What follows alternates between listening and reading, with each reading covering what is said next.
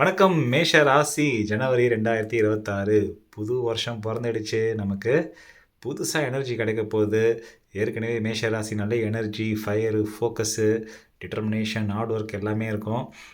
நமக்கு அப்போ எக்ஸ்ட்ராவா எனர்ஜி கிடச்சிதுன்னா கேட்கவே தேவையில்ல. கையிலேயே பிடிச்சிக்க முடியாது. இந்த புத்தாண்டு நல்லபடியாக பிறக்குது மேஷ ராசிக்கு. சனி 12 இருக்காருன்னு கவலைப்பட தேவையில்ல. குரு 3ல் இருக்காரு. அது 3ஆம் ஸ்தானத்தில் 3ஆம் பாவத்தில் இருக்கிற குரு நமக்கு நல்லது பண்ணுவாரா கெட்டது பண்ணுவாரா யோசிக்க வேண்டாம்.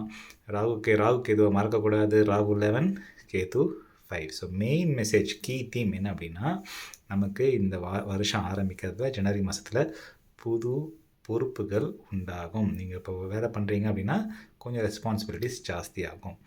முதல்ல ஒரு 15 நாளைக்கு கொஞ்சம் நம்ம கேர்ஃபுல்லாக இருக்கணும். Extra over commitment, especially Ashwini நட்சத்திரமாக இருந்தால் பண்ணக்கூடாது.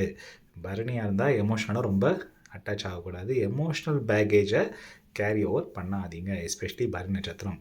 கார்த்திகை நட்சத்திரம் கொஞ்சம் வேகமாக பேசக்கூடாது. உண்மையை நான் ஊருக்கே விளக்கிடுறேன் அப்படின்ட்டு களத்தில் இறங்க வேண்டாம். ஜனவரி மாதம் இந்த மாதிரியான சூழ்நிலைகளை நமக்கு கொண்டு கொடுக்கும். ஆனால் ராகுவோட பிளேஸ்மெண்ட் நல்லா இருக்குது.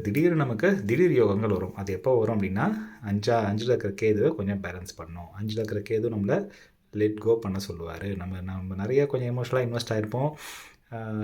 என் வழி தான் கரெக்டு அப்படின்ற மாதிரி சில விஷயங்களில் நம்ம மேஷராசிக்காரங்க ஃபர்மாக இருப்போம். அதை கொஞ்சம் லெட் கோ பண்ணிட்டு உடனே ஞாபகம் வச்சுக்கோங்க, மேஷராசி எப்போவுமே எப்போ வளருவாங்க அப்படின்னாக்க லெட் கோ பண்ணாதான். விட்டுணும். கடவுள் மேலே பாரத்தை போட்டு சில விஷயங்கள் நடக்கலையா விட்டுட்டு மூவ் ஆன் ஆகி அடுத்த விஷயத்துக்கு நீங்கள் போகணும்னு நினைக்கும் போது ஆட்டோமேட்டிக்காக அடுத்த விஷயம் நமக்கு செழிப்பை கொண்டு வரும்.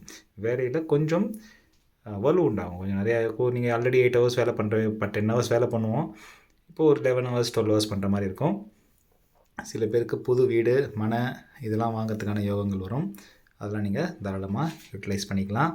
படிக்கிற பசங்க ஃபோக்கஸ், கொஞ்சம் விளையாட்டுத்தனம் கொஞ்சம் கம்மி பண்ணிவிட்டு கொஞ்சம் ஆர்டருக்குள்ள நம்ம கான்சன்ட்ரேட் பண்ணணும். மற்றபடி ஜனவரி மாதம் ஆக்சுவலாக சூப்பராக ஸ்டார்ட் ஆகுது மேஷராசிக்கு. கொஞ்சம் ரிஃப்ளெக்ஷன், கொஞ்சம் நிதானம்ன்ற வார்த்தை தமிழ் வார்த்தை, நல்ல வார்த்தை. கொஞ்சம் நிதானமாக செயல்படுங்க. இந்த வருஷம் சக்ஸஸ்ஃபுல்லாக அமையறதுக்கு என்னோடய வாழ்த்துக்கள். நன்றி.